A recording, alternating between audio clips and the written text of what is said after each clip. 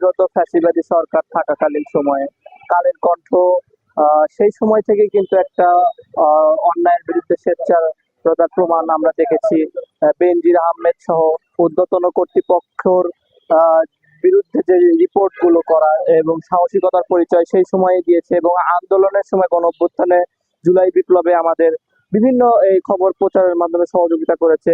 আপনারা দেখবেন যে জুলাই বিপ্লবে ঢাকায় যে যখন নিউজ কভারেজ দিতে বিভিন্ন টেলিভিশন ব্যর্থ ছিল, সেই সময় কালের কণ্ঠ আমাদেরকে সহযোগিতা করেছে। আর তাই আমরা ধন্যবাদ জানাই। আজকে কালের কণ্ঠ ১৫তম প্রতিষ্ঠাবার্ষিকী উপলক্ষে আমরা তাদেরকে শুভেচ্ছা জানাই, এবং তাদের যে এই সংগ্রামী চেতনা এবং অন্যায়ের বিরুদ্ধে যে সোচ্চারতা, সেটি যেন সারা জীবন অটুট থাকে, সেটি আমাদের প্রত্যাশা।